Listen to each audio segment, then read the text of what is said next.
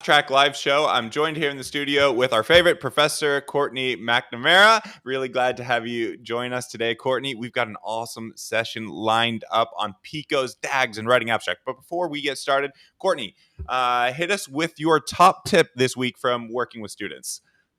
Yeah, my top tip this week is actually, it's almost a compliment to students because I find that they become such experts in the fields that they're studying that when they're writing, they're pulling in so much information, and we really need to just narrow it down depending if they're writing a study or their thesis. So my top tip for students that just know everything about what they're studying is to really map out exactly what you need to say for your study or for your chapter that you're working on, and really hold yourself back a little bit. You don't have to tell us everything that you know about this subject. Let's just focus on the research question and the aim of the chapter at hand. I love that because it's so common that you're becoming a new expert. You probably know more than even your professors on your subject at this point because you're so up to the forefront of the literature. But it can get hard to see the forest through the trees in that cliche way.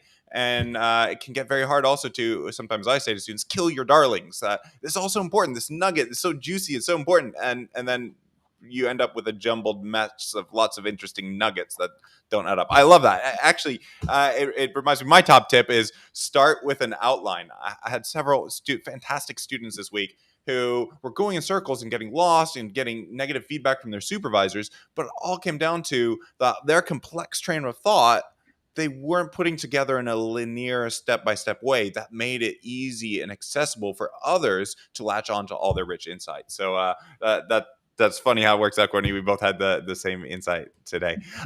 So today is going to be fantastic. We are going through our PICO model. If you don't know what a PICO is, what that stands for, you're going to know it by the end of the session. You're going to know how that's going to help you with your quantitative research, your systematic reviews, qualitative research. Any research you do is going to benefit from having clarity, the clarity that you're going to get from a PICO. So you're not going to want to miss this. Then we're going to put it in practice thanks to submissions we have from Lynn Armstrong, who I know is joining us in the studio. Hang on, Lynn. I'm going to pull you on just to say hi. Hey, Lynn.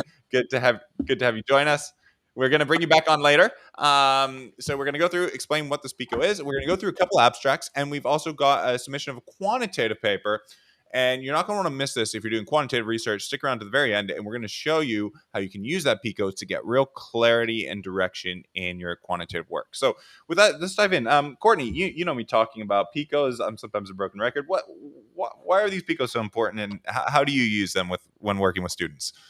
Yeah, PICOs are really important in terms of anchoring your research question down into a framework that makes it easy for not just you to understand, but also for the people who are reading your work. So it tells people who you're interested in investigating, the exposure that you're interested in, and the outcome. So it really puts everything into a nice framework so we can understand precisely what the research question is getting at. Nice. And so that's handy. It sounds a shade medical. I mean, can this work for different fields? How can you use it? Yeah, absolutely. It can work for any field in social sciences. So when we're undertaking a study, we're trying to figure out the relationship between two things. And this is a framework that just lets you make that relationship explicit. Okay, I think it would be I always find it really helpful to go through a concrete example. So let me pull up a whiteboard. And Courtney, amazingly, Courtney has 3 kids and is really inspirational to me and others in the group because still publishes on average at least 6 papers a year. I don't know how you do it, but maybe the secret sauce that you've got is linked to this PICO. I'm pulling up this whiteboard. And yeah, can you share with us kind of in action a PICO from your research? So you kind of mentioned the elements already. P for population, you're going to have to deal with my bad handwriting again. I for an intervention or an exposure, exposure/intervention. And C is a comparison group, which sometimes is there, sometimes not necessary. O for outcome, which is super important. I sometimes modify my PICO and put a T for time, which can or cannot be useful. But yeah, can you give us a concrete example, Courtney, from Yeah, your studies? absolutely. So I'll talk about a study we recently did that looked at precarious workers during the COVID crisis and tried to understand what sort of health impacts the working during the pandemic had on precarious workers. So our population for this study was basically anyone of working age, so Oh, humans of working age. okay, that's good to know. Say, and I almost Yeah. thought about it wrong. I was going to put precarious workers there. So Yeah. working age students. Yep. Oh, not necessarily students, but just working Oh, age just we're just working age. Okay. humans. Yep. Yep. No, that's really important to define, right? Who are you looking at? So, yep. So working Yeah. age And people. then Yep. the exposure. So we're interested in what was happening to precarious workers. So the exposure was precarious employment. Okay. Precarious employment, and by that you're really looking at kind of insecure employment, maybe 0 hours Right. contracts. You don't have, maybe it's a short-term temporary labor contract, right? So precarious employment, which Exactly. you knew in a precise way. Cool. Yeah. And what were the kind of outcomes or comparisons you were making? Yeah, so I should back up a minute and say that this was actually the study was an umbrella review, which is a systematic review of systematic reviews. So we were including, and this gets to a point, like David said, he sometimes brings in T as an extra variable in the PICO, and this study actually brought in an extra one, which is study design. So we were only looking at studies because it was an umbrella review. We were only looking at systematic reviews. Okay, But the excellent. comparison So sometimes that's then, another D you can add a design peak god sometimes here. And by the way, I'm just yeah, interrupting because we're actually getting crashed in a very nice way by Martin McKee joining us. Hang on 2 seconds, Martin. I'm just going to get on the screen and have you join with us here. Hey, Martin. Martin is a very known and familiar and friendly figure to Fast Track community. Martin's really a giant in the field and has been a personal mentor to many of us, and I've learned a tremendous deal from you. Martin, you're just jumping in as we're talking about how to get clarity on research through PICO models. So Okay. Courtney's walking through an example of hers, and I know you've used these with many students as well to make sure they've got a really tightly defined research question from the outset. Um, Yeah, I think structuring the question is really important, and obviously Pico is a good way of doing it, because I think otherwise there's a tendency to keep. I mean, one of the big advantages I think is if you've got absolute clarity about what you're trying to do, then you can. When you've done each of the bits of it. Otherwise, the writing tends to go on and on and on, and then yeah, somebody has to shorten it all down. So I think I'm sorry I missed the beginning of it, but I think for me that's one of the valuable things, because often when you get reviewers' comments back, they'll say, "Well, this is all very good, but I'm not quite sure what they're trying to the author is trying to do." yeah. But also by using a standard structure like this, then it makes it more difficult for the hostile reviewer to confuse themselves, and sometimes you do get that. Yeah, yeah. One of the worst things that can happen is if the reviewers don't understand fundamentally what your research question was, and so this does two things. Like Martin's saying, it puts a bound. I like it because it puts a boundary on things as well. To say I know I can define the end line of my research, kind of like when you're playing football, the field has some boundaries and borders. You're not going to trespass onto the other side, and that can also help you finish in a timely way. Without sometimes research has this potential to snowball and open up much more and more and more, which is very healthy, but can also leave you feeling frustrated and lost for time. So that's really nice, Martin. Yeah. So Courtney, you were working this through. So working age, precarious employment. You actually specified the study designs as well because this was part of a yep, review, and so you only wanted to review systematic reviews. And that's one right. of the comparison, then I guess your comparison was you're comparing precarious to stable or secure work to Yeah, people who so are that not we would secure. include studies that either had a comparison or not. So they Okay. might have just been looking at precarious workers and looking at an outcome, or they might have been comparing precarious workers with those that had more stable employment contract. Okay, so it Um, needed to include a comparison. And yeah. then what was the outcome you were looking for? And then the outcome, because we were trying to understand what the health impacts were on these workers during the pandemic, we really had a very broad outcome of any health outcome, basically, morbidity or mortality. Which makes sense. And one good test that you have clarity is that you can then turn this PICO into a sentence. And so, and that often that sentence can become the title of your paper. So, how did your kind of called a PICO linking sentence? How did that read for you? Yeah. So, what is the health impact of precarious work during the COVID-19 pandemic? Yep. And then So, an im- umbrella review. impact. Oops. Impact of precarious work on health during COVID-19. And I can't spell, I've got too many things open. But yep, and makes for a nice title, very clear. And from that, and you can show this to anybody, and they're going to know what you're interested in, what you're looking at. I really like that. And what happened to that paper, Courtney? By the way, what's the status of this one? This one got Yeah, published. this one's published. Yep. Fantastic. Yeah, I think we actually submitted that live on FastTrack, so you guys Yeah, can that's see. right. You can actually trace the history of this paper from when we made a PICO to where we submitted it, and ultimately went through revise and resubmit and got it published in the FastTrack community. Something you're not going to find Yep. anywhere else. So yeah, and Courtney, I found that this PICO works. We're going to go through an example in quantitative work, and what's nice about this PICO is these are all the ingredients that we're going to come to that you need to have in an abstract of your paper. They're all the essential components that you've got to communicate for others to understand what's going on with your research. So let's pull up. Is there anything more you want to say about the PICOs here before we go on and apply it to a couple abstracts?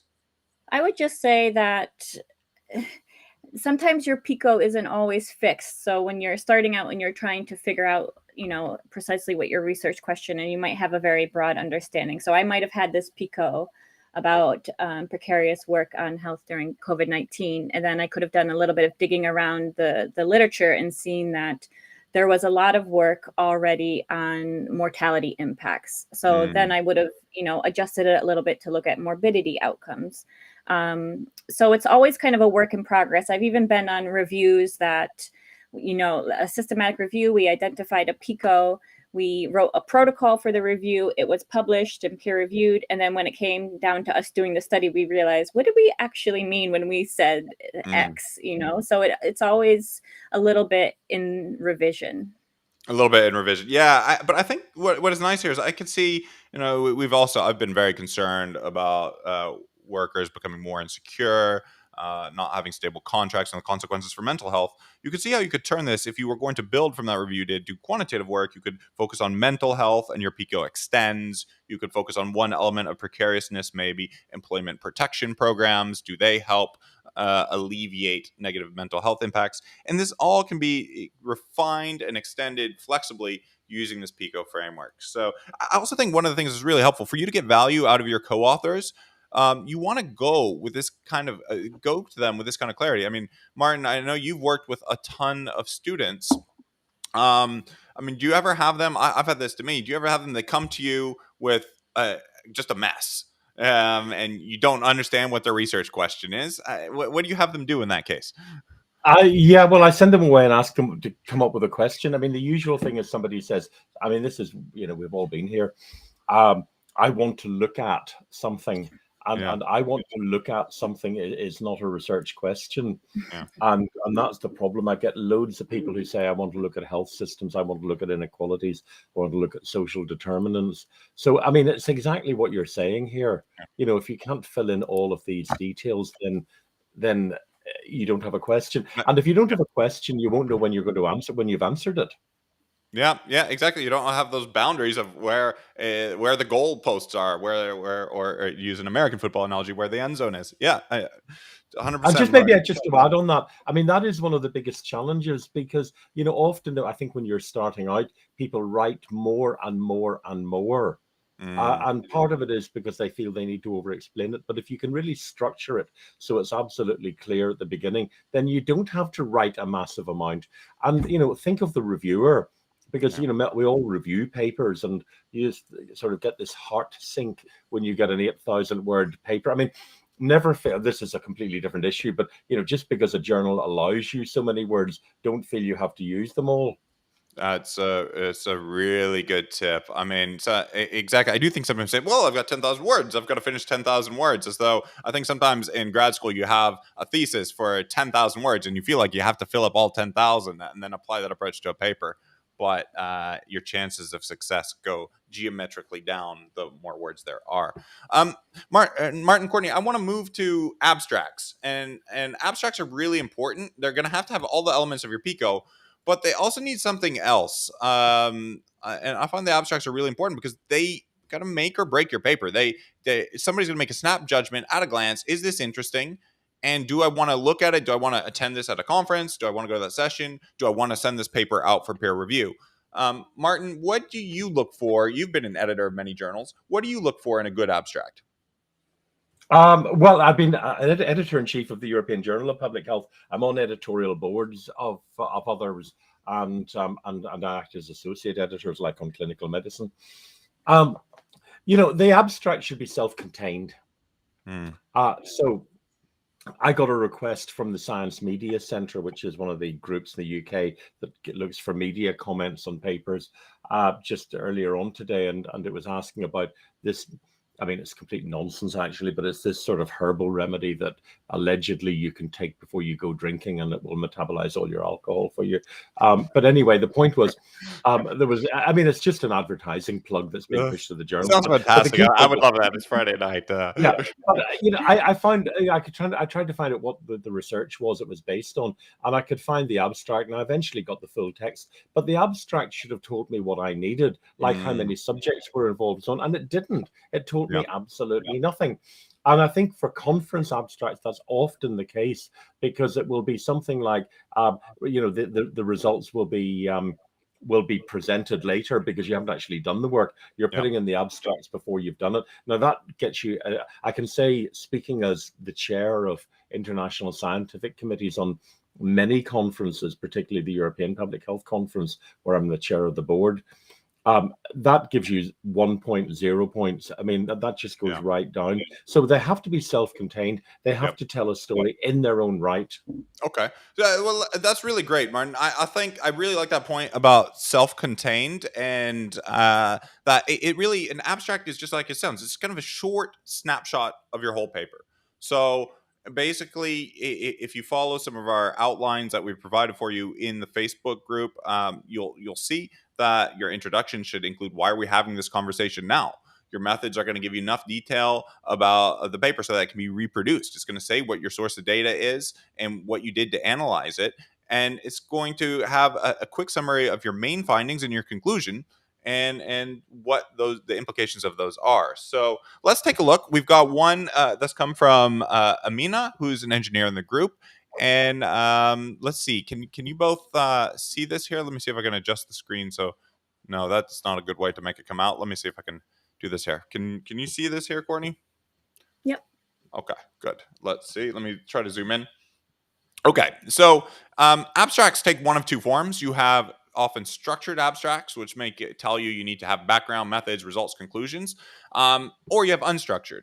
I often encourage students to write a structured abstract, background, methods, results, conclusions, because that's going to make sure, like Martin's saying, it's self-contained and it has every ingredient you need for your abstract. And of course, that abstract to be self-contained has to contain all elements of your PICO. So if we break this out, we could say, if you think about it, there's got to be background. Here is background. And that looks pretty clear. And just breaking out here, we've got methods. This is the kind of summary of the method. And here we've got some results, summary of results. And then we've got conclusion. So Martin, just on very quick brush, does this look self-contained to your eye? Oh, Martin, you're just on mute. Yeah, sorry. I just need to try and make the screen a bit bigger on this platform so I can read it. Okay, let me try to. Yeah, no, I've got it. In more. Yeah, give me a minute. Give me a minute. Okay. Yeah, I think it's helpful to go. I have some thoughts on how to improve this.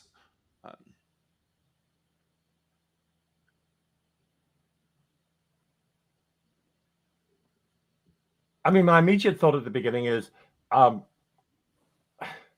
I suppose the question could be much clearer as a question. I mean, it's not well understood. That's true, but in what circumstances does trenchless pipe replacement would it be preferred? I think that's really nice. Whenever you can ask a question, people immediately know what's going on. And also prepared for what? I can obviously see that. I mean, not knowing anything about trenchless pipe construction, trenchless construction. Exactly, Martin. In this case, if the PICO was well defined, obviously here in the PICO, they're looking at trenchless construction.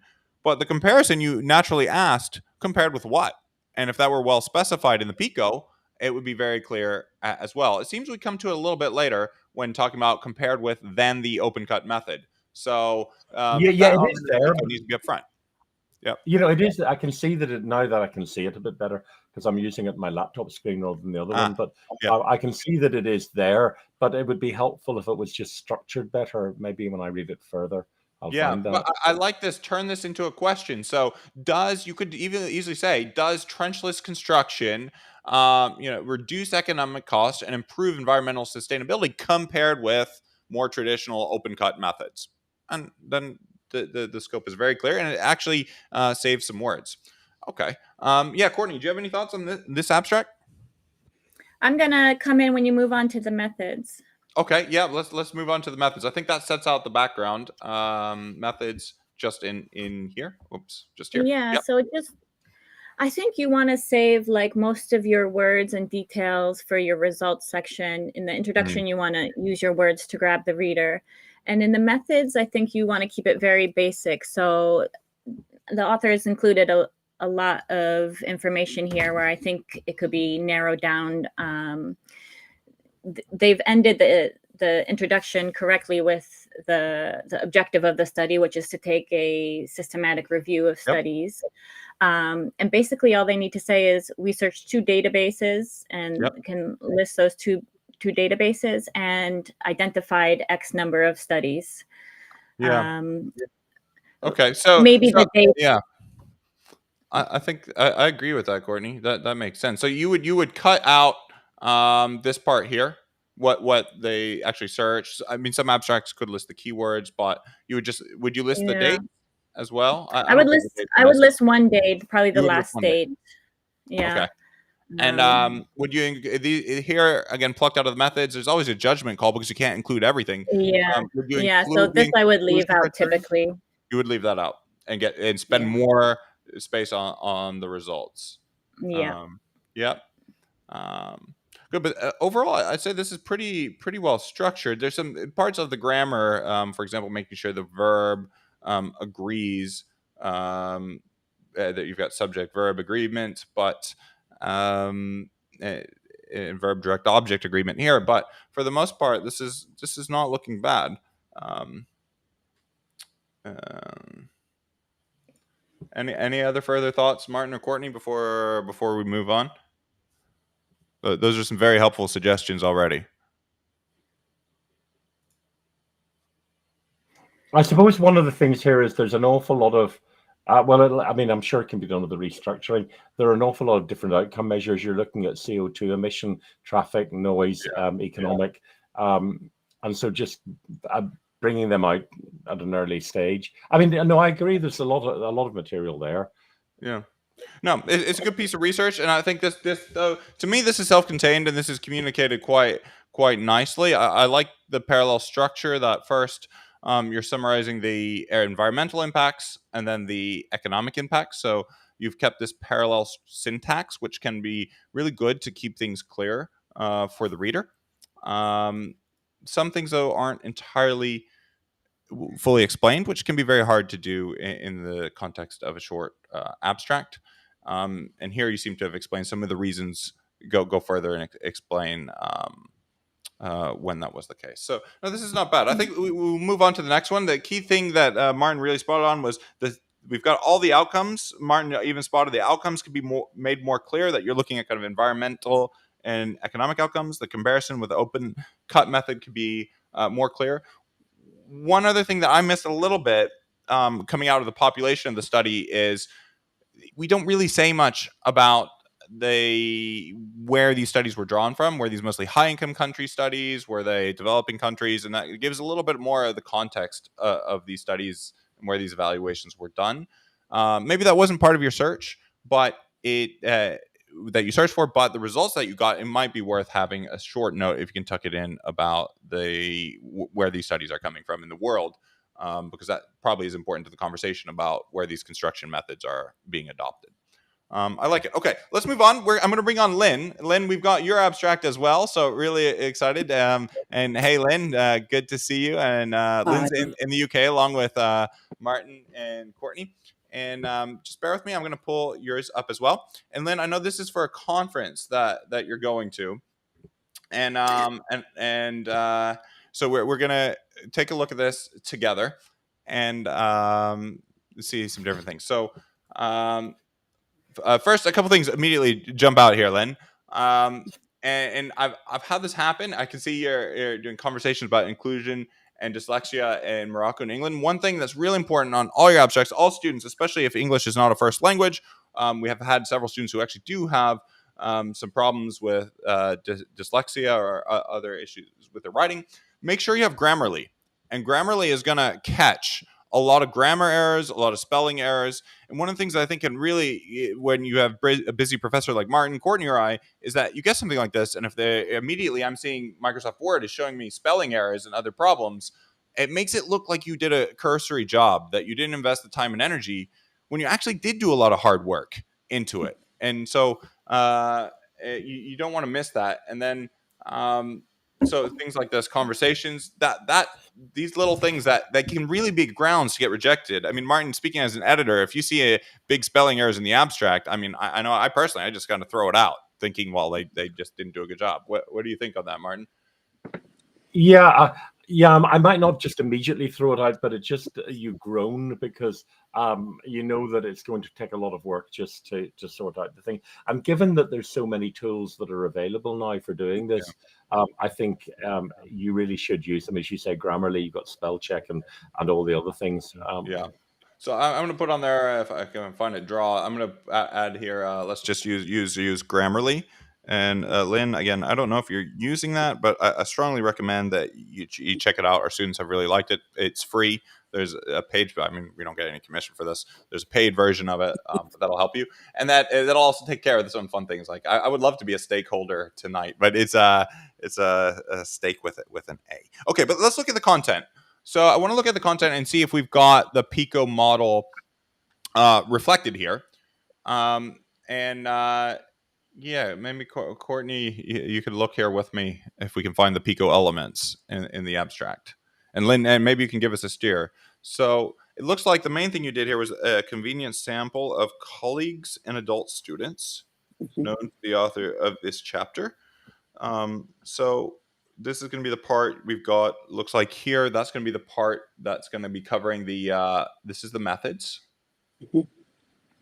And then this sort of goes in a different route. The main focus is discuss. So this is kind of the background. So this is in the wrong spot. The main focus of the chapter. And remember, if you could imagine what we had in the other one, it was following. Imagine you first write a structured abstract. You write background, methods, results, conclusion. That would help you because here you've got background, and here you've got background. You want to put that background together, if that makes sense. To say, this is the background. This is why I did my study. It's just a snapshot of your study. Get some clarity on the methods, and then what your study found. Yeah. And then it sounds like you have some latter concluding sections here. So my suggestion to you, Lynn, would be actually break this up and perhaps write it as a structured abstract first. What are you spotting, Courtney, just as you look at this quickly? Yeah, well, just to say, I often do that when I'm writing abstracts. I write them first as structured ones anyways, even if the format ultimately will be unstructured. But I think, just thinking in terms of those main topics of the abstract. So the background, basically you want to say what the problem is and what the objective is of that you're trying to do. So identify the gap and the objective of the work. Yeah, and just as you were saying that, Courtney, I just was trying to highlight as you were saying it. You say this chapter identifies stakeholders in the education that can affect inclusive education. And then you come down here, the main focus of the chapter is to discuss how we can understand inclusion that differs from person to person. This almost sounds like two different chapters. So I almost think you could really get that greater clarity if you set out your PICO and then make a PICO linking sentence. And as Martin said, I think would be really nice. Ask a question. So here you say, who are the key players to drive to ensure inclusive education in Morocco and England. Right, but I really like Martin's suggestion to ask a question right at the very beginning. And it maybe say, here I conducted a series of interviews or conversations with people, and those people are actually colleagues and adult students. How many? There's a little bit of methodological detail here. So a few things to go back and work on, Lynn, but I hope that this makes sense. Martin, do you have any suggestions? Yeah, I mean, I just wonder something like, many people contribute to education, but who can make sure that it is inclusive? Question mark. I ask, or we, or I ask, who the key players are in Morocco and England, something like that. Yeah. Does that I really like that. And hang on, I'm trying to spell over my whiteboard, and now I'm looking pretty off. We asked, who are the key players in Morocco and England? Yeah, I like that. Immediately, you know what this chapter is about. What Martin said in that self-contained way. What I find with students often is that usually the information is all there somewhere. It's just about putting it back into that framework. Yeah. It's just we got to unpack that complexity that you have, that mental map you have in your mind, Lynn, and kind of give readers a compass so that they can follow the complexity of your thought. Does that make sense, Lynn? Are you with us there? Yes, totally with you, yeah. Do you feel like you can take this on board and work with that? I think so, yes, yeah. Cool. All right. We'll be looking forward to seeing an update of this one. But thanks for sharing this with us, Lynn. And I know it's always a step to put yourself out there and share that with us. So thank you so much. And thanks for joining us. Okay, we're going to go to our last one. We've also got times for comments and questions from people in the group. So if anything's unclear at all, then we haven't done our job. So get back and let us know. I'm going to open up, and we had one submission of a quantitative paper from Sohana. I'm going to pull this back up here. And it's effectiveness of online education during COVID, comparative analysis between the perceptions of undergrads, high school students, and primary school students from Bangladesh and the UAE. And this is nice. I mean, you can already see from the title that you can see there's elements of the PICO here. PICO is definitely our word of the day and the theme. So looks like the effectiveness of online education is going to be the outcome of interest. And we've got the population nicely defined here. These perceptions of undergrad, high school, and primary school students. We've got a population as well, defined, limited to specific countries.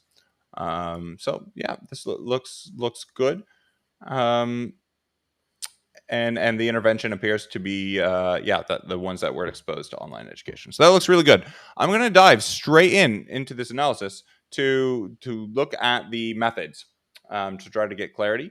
And so let's see where that method is. Here we go. So we're not going to worry so much about the introduction and the review right now. But really, Samantha wanted us to look at the methodology and the data analysis. So let's jump here. And what I'm specifically looking for is something that Martin knows we use quite a bit, called a DAG, which is a directed acyclic graph, but it's really setting out the causal logic. It should flow from your PICO, but the causal relationships that you're trying to look for. It's kind of the next step. Once you get your PICO, then we like to have our students drop a DAG so that they have full clarity. So let's go look for a DAG and see if it's there. And here we go. Okay, that looks not like a DAG. And I'm intentionally opening this up for the first time to share with you. And here we go. Here we've got something that kind of looks like a DAG. Looks like it got smushed a little bit, but I hope you can all see that. So I like that there's a DAG. And it looks like for each of these relationships, the student has set out a hypothesis. So the effectiveness of online education as an outcome. So this already to me is looking a little bit, I'm spotting a few things just on quick brush, especially the outcome to me, the effectiveness, I want to know how that effectiveness is going to be measured. How do you know if online education is effective? Is it by student grades? Is it by students expressing satisfaction? So I want to look at how that's being measured. And the same thing, because this is a little strange, you want to see the effectiveness of face-to-face courses. This is also a little confusing to me, how this relationship works. Effectiveness of face-to-face courses with effectiveness of online education. Let me see. Do you spot anything on this DAG, Courtney Martin? Again, I'm just asking because it's the screen I'm on. If you can make it just a bit bigger, but maybe. Yeah, let me see. Just kind of the dimensions of the page make it so. No, you're right. Sorry, I'll move it onto my other screen. See if it was a bit better. There. But it's a fair point, because look, even so, this is the real size on a laptop screen. When you guys are producing your papers and reports, often your professors, like Martin here, are going to be looking on a laptop screen. So I'm getting on in years. I've got to wear glasses. Eyesight's going. Make it really big and easy. So here's another. Here's the initial theoretical model. So I already have some problems with this theoretical model. That the effectiveness of face-to-face courses, I think it would be helpful to really. I like setting out hypotheses where the direction is very clear of what you're looking for. So whenever possible, instead of just being exploratory, to have a direction to say, I think if the face-to-face courses were really bad, then online education is going to be really bad too. But there's a direction. Or say, if students really want to be live in class, they're not going to be happy in online education. And I like, really, when you have your outcome here, maybe specify as well in your DAG, what are these outcomes exactly that you're looking at? Again, like I said, student grades or performance. So I'd like to get that initial logic a little bit tighter. Some of these things are a little bit hard to follow. Adaptation of educational institutions, a little bit hard to follow. Courtney, any thoughts? Just looking at this? Just kind of reinforcing what you said. When I see a DAG, I often like to see if it's just a broad concept in the box, then I want to see some examples of how that concept is being measured. Yeah. So hang on, I'm gonna lose here. So you would put, Courtney, exactly something down as. Let's see if I can. This is gonna let me draw. It's it's not drawing very well, but you would put something down underneath this box or as part of this box. Yeah, it's part of the box. Yeah. Yeah. And I like specifying the direction of the hypothesis. Some people can do that with pluses or minuses here. Yeah. And this app doesn't draw so well compared with the other one. Always easier, guys, if you can send me a Word document, because I can draw on it a little bit better. But yeah. Okay. So let's go down, because I have a feeling that that lack of clarity is going to creep back in a little bit later. Let's take a look. Right. And so, coming down to the analysis here. David, can I just go back up to the DAG for 1 sec? Yeah. This one here? This one right here. Also, the arrows are of different width, and it's not clear if that means something too. Sometimes people use. That's a really good point. Yeah. Is that a stronger hypothesis, a weaker hypothesis, something about the direction? I don't think so. I think it's just the way it was drawn. I recommend strongly that you draw this up in PowerPoint. And I also recommend having a flow. One thing that's kind of missing are kind of mechanisms here. This is kind of set up as a whole bunch of factors contributing. You kind of have some that are pointing to a mechanism, but I think it's easier to draw this as let me pull up a whiteboard here and come back here. This would be easier to draw on. If we were going to do this, to say, okay, here's if we were redoing your DAG, here we got the effectiveness here. You have to forgive my bad handwriting. Effectiveness here, and maybe we say grades as one of them. And then you say, okay, for online teaching to be effective, the students need to have the tools. So if they don't have tools, like they don't have a computer, that's going to be a problem, which is one of them. But I'm trying to just set out a causal logic. So you have one about their desire here for online education, and maybe there's participation. So participation, I'm just making something up now. You're obviously the expert on this, Samantha. Desire, they need to have the equipment. But set it up more in mechanisms, and people like to read from left to right. So I prefer kind of putting your outcomes over to the right in general, and then kind of in your PICO, your intervention or exposures, these elements here, and these over here. And if, for example, you want to draw a distinction between different populations, maybe you think, for example, it's different in Bangladesh from UAE, two of your countries from study. You can also kind of map that onto your DAG and begin to specify that. Okay. And yeah, Martin, and if you spot anything too, please do jump in. Okay. So once you've got this, then I just want to see how you've tried to operationalize your data. You did a survey, Google Forms, and we need details on the survey. But what it appears to be in your outcomes is that, hang on, I'm not trying to make you dizzy here. I'm just looking here. Your main outcome, perceptions of university students, high school students, and primary students regarding the effectiveness of online education. This variable is not clear in your descriptive statistics. What is this scale from? What's the range? You said you've constructed this variable. Hopefully we'll get that later. That outcome is very, very key. And so we need to know, very basic thing you've got to have is your descriptive statistics in place that enable us to see what's going on with the data. What percentage were female? And I'm hoping this is coming later. So let's take a look. Yeah, okay, good. This is coming out. Male, female, age. So this is good. Country resident. So that's good. That's really important. But I want to see the outcome, the effectiveness of online education, because that's really key. And I don't see that here. That's a demographic profile. I'm just looking to see if you have descriptive statistics for the outcome. And so you've constructed this measure of the effectiveness from different ingredients. And so I personally find this really unclear and hard to follow because it's unclear what that actually means. When you say effectiveness of online education, when you load, it looks like you loaded in some different components and kind of mushed it together to get something. So personally, I find that really hard to follow, really hard to communicate to people. What does that actually mean? And I can see what you've also done here. It looks like you jumped in and did a kind of structural equation model. And I really think people are going to look at this and have no idea what this means. That this is very hard to follow, and it's unclear how now this model relates to the theoretical model you were going to test. But these were out of sync. And so if you get that, it's going to be really, really hard to publish in a high-impact journal. It's going to be really hard to convince your supervisors or convince policymakers or really have the impact you're looking to have in the world, because this is really unclear.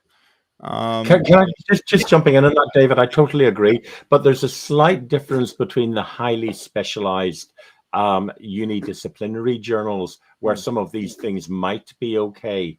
And it's again like with some of the economic stuff where you've got F equals and then a very long formula. Yeah. That would be fine for economics or something like that, but it wouldn't be for the New England Journal or the Lancet. Yeah.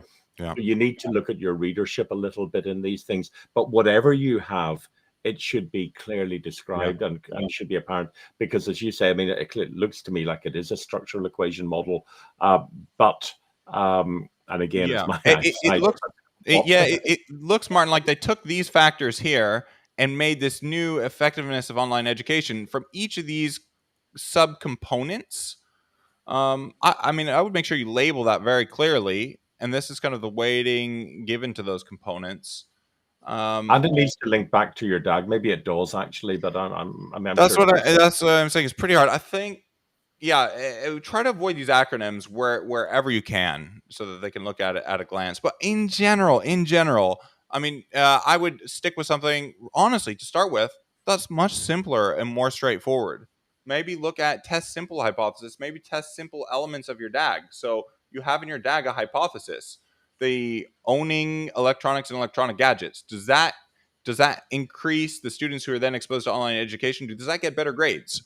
I find if you just kind of even just test that branch of your chain, is much clearer to follow and understand than trying to put everything, lump it all in together in one model and test everything at once, which it appears like what you've kind of tried to do in this, and made it very hard to follow. And you might find some interesting results by doing that, I think, David. So you might see that these things are important for one aspect of effectiveness. So it might be good for students' grades, but it might not be so useful for something else. Yeah, exactly. This here makes it, it's really hard to see. And if we just go to the description of the results, where's the description of the results? Findings and discussion. Sort of. So this is now that you're reflecting on from table 7 how you've affected your hypotheses. Okay, here. And see, I find this really tricky to say. So here, the whole thing here, you haven't really unpacked or described very much at all. This is really quite thin for describing these results. And I think part of that difficulty is because you've created these theoretical constructs that people like this, people are going to, what does that mean? What's the magnitude of that?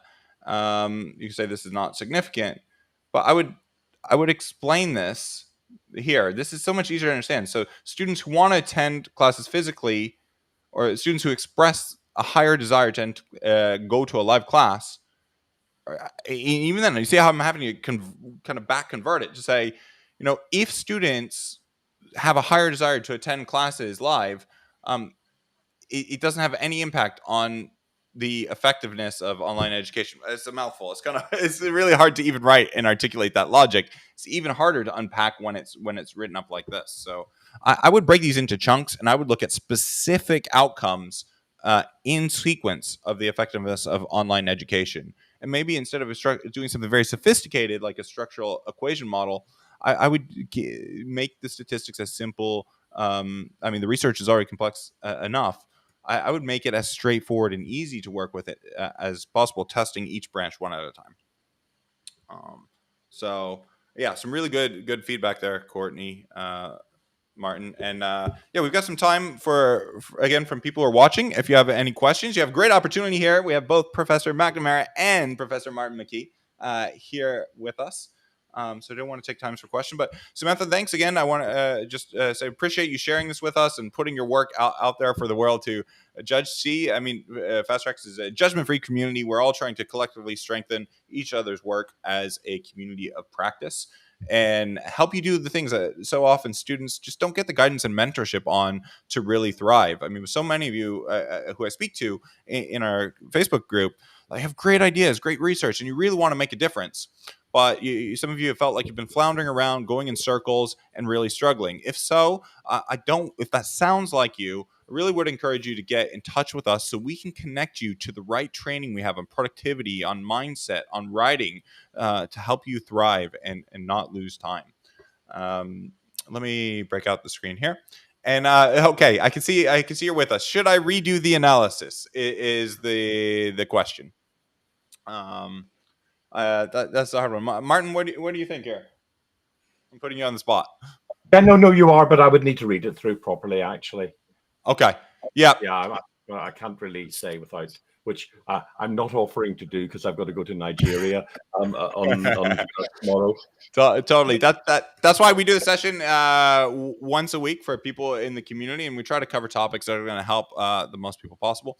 I would say, personally, I would take a stronger stance, and I would say, yes, I would suggest redoing the analysis. Because in saying that, you have to think about what you want to do. Do you just want to finish and get it behind you and clear the bar for a class or just tick a box?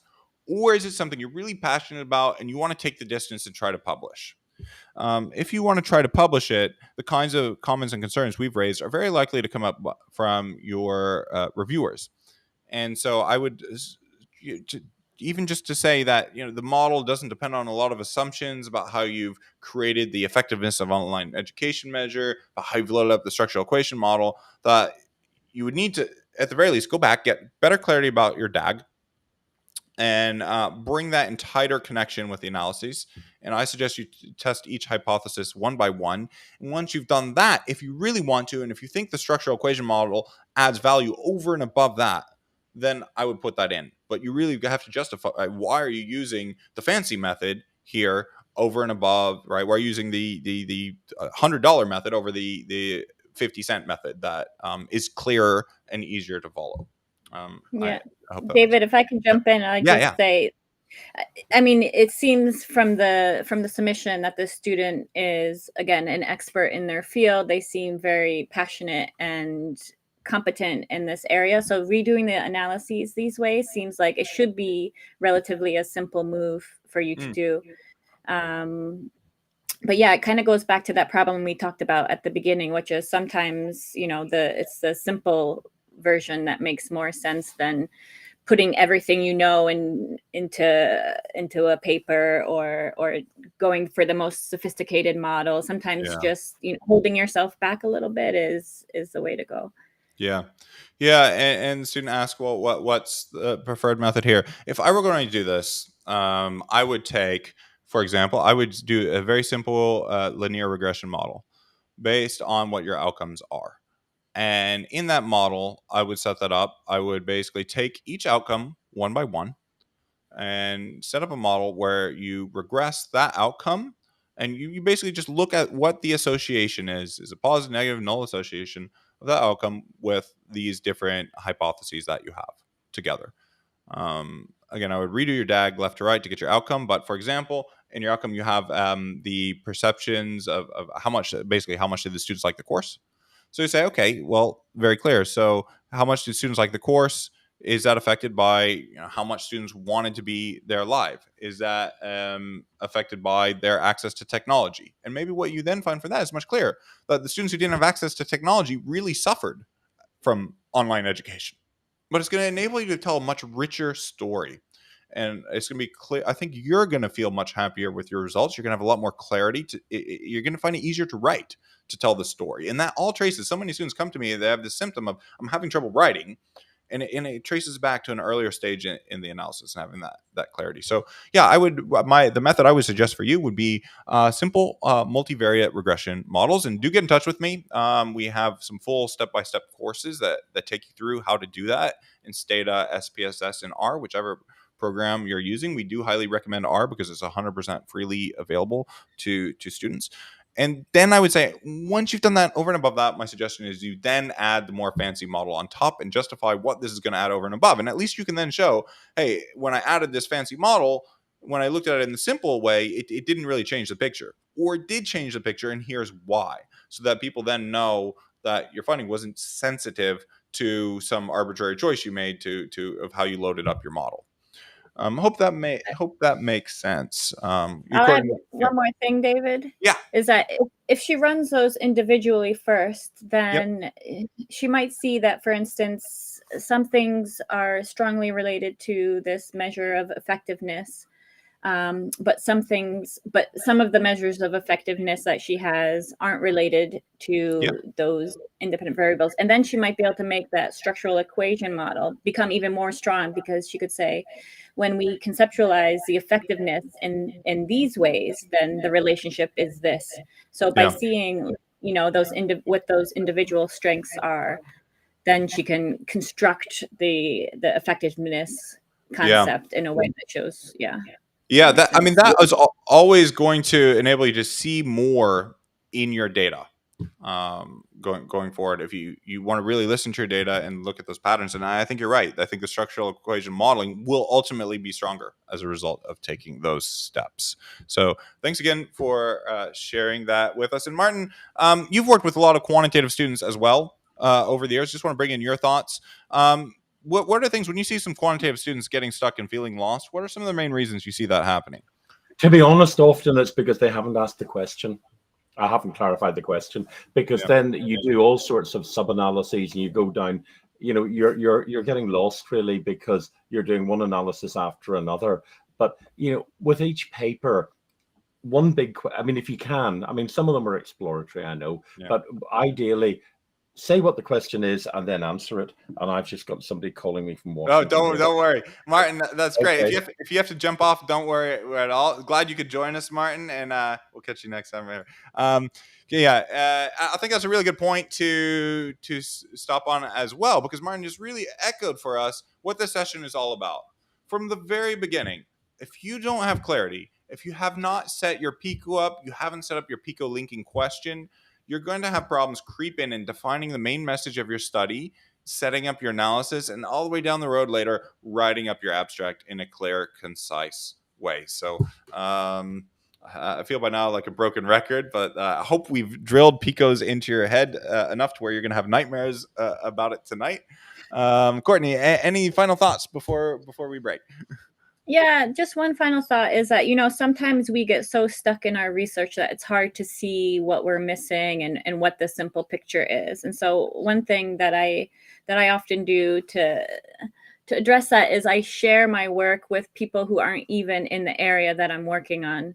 So my husband's a philosopher, and we read, and I'm doing public health, and we read each other's papers, and I have, no idea what some of the Latin terms are that he uses in his paper, and he has no idea what some of the methods are that I'm using in my paper. But it's a sort of check for us that our message is clear and coming through. And that's one of the great things about this community, is because we're all in different areas. We share our work, and you can really get a feel for that, the idea that, the way to do research is through this structured way.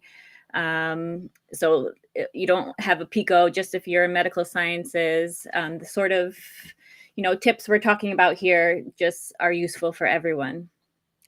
That's a fantastic note to leave on. And yeah, if you are interested in working with Courtney or myself more closely, we just have had a couple slots open up for our FastTrack Inner Circle program, which is a really fantastic community practice. We like to keep it small and intimate so that we can all support each other and tap that power of community. If you are interested, reach out to me, reach out to Courtney, and we'll see if you could be a good fit. And as ever, every Friday, right here, we have our Fast Track show, trying to give you world-class support on your papers and research, where we're basically like your research assistants. So have a great weekend, everybody. Courtney, thanks for joining. It was so fun to have Lynn and Martin and join us. And Lynn, I'm just saying bye to you, Lynn. Thanks again for joining. We'll be in touch directly. Have a great weekend, everybody.